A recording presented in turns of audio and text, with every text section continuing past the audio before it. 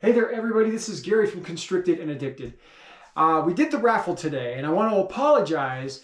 The raffle was supposed to be done last week, but I got caught up in doing a video with a bunch of other reptile keepers to promote some awareness for USARK and the Lacey Act amendments.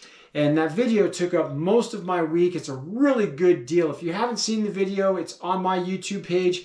It's on quite a few different YouTube pages right now, and it's on quite a few different people's social media pages as well.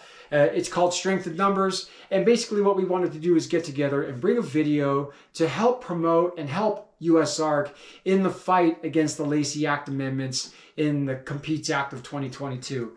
And I apologize because that took up a lot of my time last week, but we did the raffle today.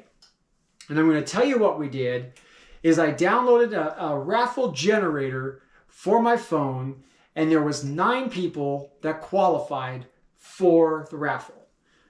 The rules were you had to go to Herpnasium and follow Herpnasium on Instagram.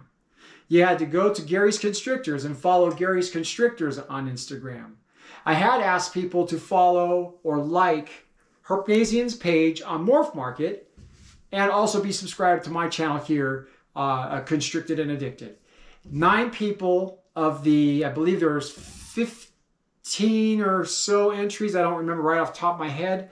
There was quite a few entries. Only 9 people followed the rules. So 9 people's names got entered into the generator and the raffle winner was picked. And that winner is Anthony Knapp. I will be emailing you, Anthony. Congratulations on winning the snake. It is an Anery male boa constrictor, and really happy to have been able to put this contest together and to give somebody a free boa constrictor. I will be emailing you with some questions. We're going to get you hooked up with Herpnasium and get your shipping information and get the animals shipped out to you. Everything is taken care of. The shipping is taken care of. All we're going to need from you is a shipping address, and then I'm going to have you coordinate with Herpnasium on the shipping. So congratulations. I want to thank everybody for participating in the raffle. I also want to talk a little bit about USARK and the Lacey Act amendments.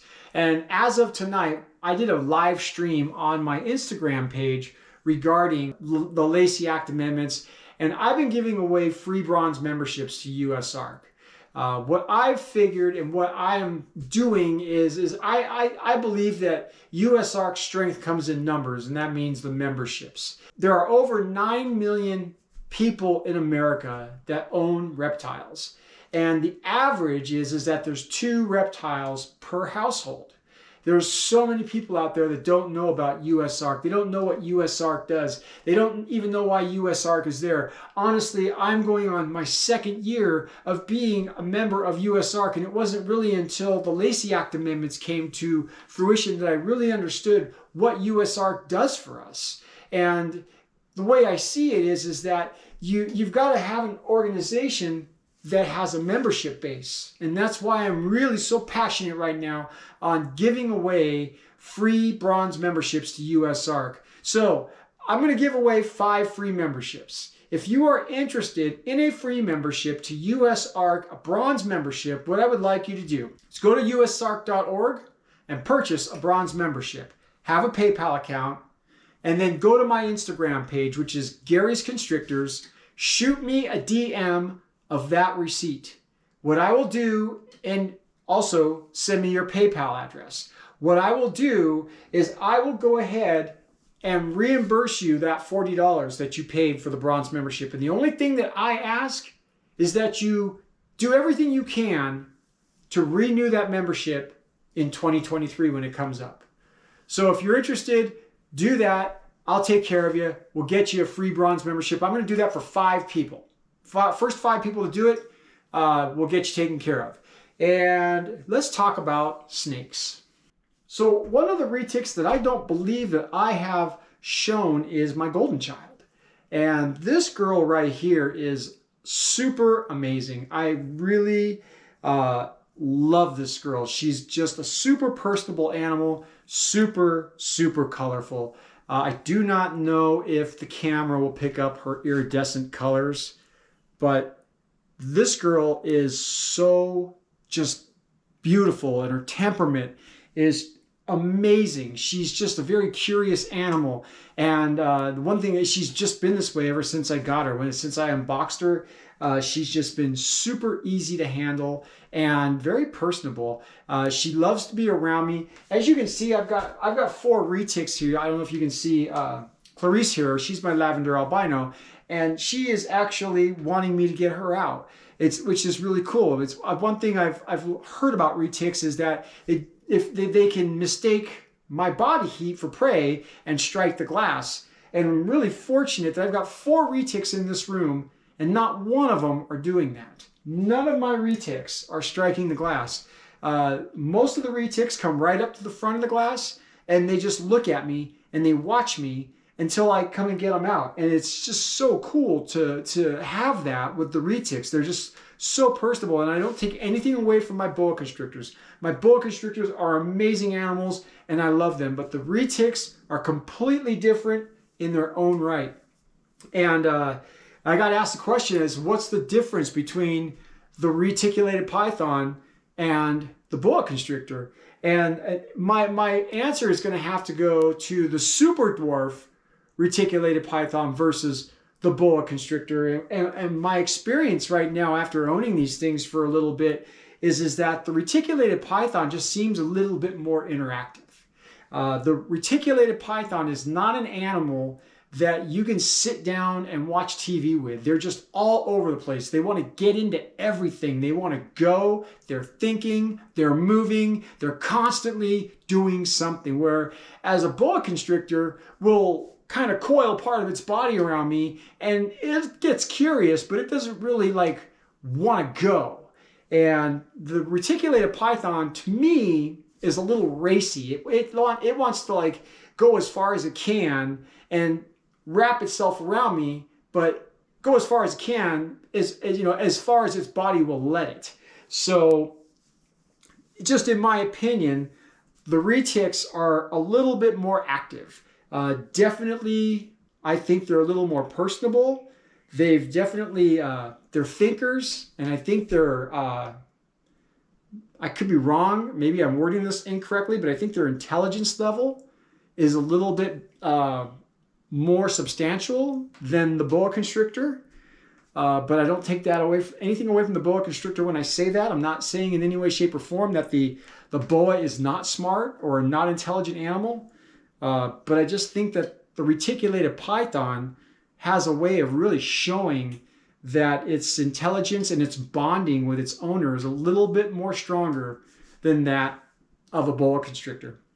But I've just been really impressed with her colors. This is Ruby. She's my female 25% Kalatoa reticulated python. And another question that I've been asked lately is that if I take a super dwarf and I made it to a mainland, will I get super dwarf pythons? And it's, in my opinion, and I could be wrong, but it's kind of like having an animal with a het morph. You prove it out or you don't prove it out. And I believe that just because you mate a Kalatoa with a mainland, you'll have super dwarf reticulated pythons, but will they remain as small as a full, like an F1 or a 100% super dwarf?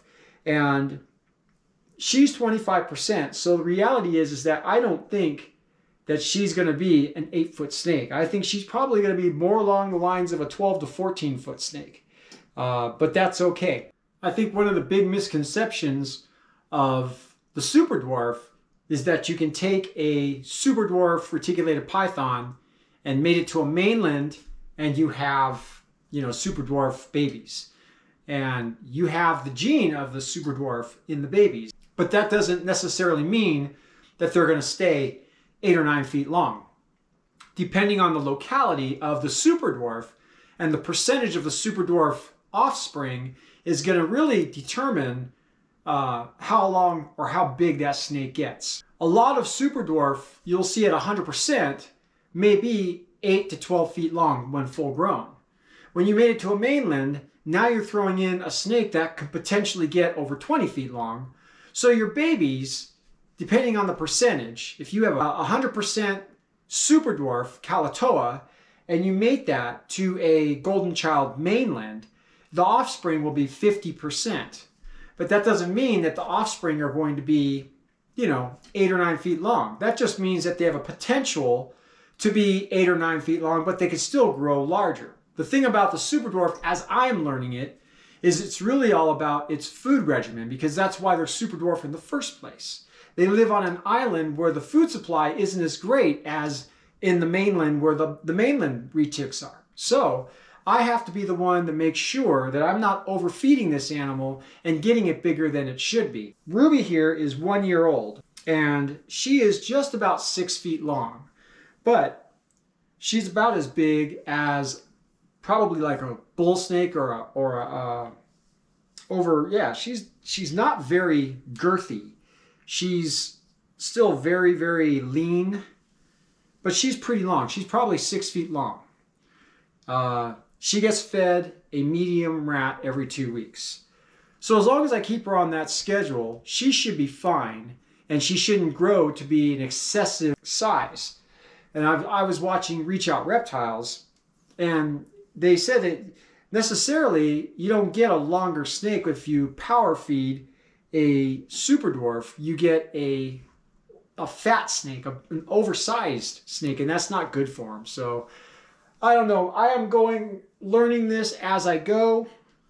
I really do truly love the retic. It's been a game changer in my collection, especially the fact that I can own a reticulated python and I don't really worry about it getting 20 feet long. They're very wonderful animals. I love the reticulated python. They're very, very docile animals. So they're definitely, though, for a little bit more of an experienced keeper. And what I mean by that is that if you've kept snakes before, you can probably learn pretty quickly on the ways and keepings and the do's and what not to do's with a reticulated python. But if you've never owned a snake before and you jump into owning a reticulated python, there's probably going to be a little bit of a learning curve. And the chances of getting bit by a reticulated python are greater if you have no experience handling snakes than if you've had previous experience. And that's just my opinion. Hey guys, thanks for watching. I appreciate it. We'll keep the videos coming. We'll be a little bit more diligent in the future with the videos. Please support USARK. And again, I'm going to put it out there. If you guys are looking for a bronze membership, hit me up. Go to my Instagram page, DM me a receipt that you paid for at USARK for a bronze membership. And if you want me to reimburse it, I will pay you $40. Provide me with a PayPal receipt. No questions asked, nothing. Just provide me with that PayPal receipt. I'll give you $40. Thanks for watching, you guys. Appreciate it.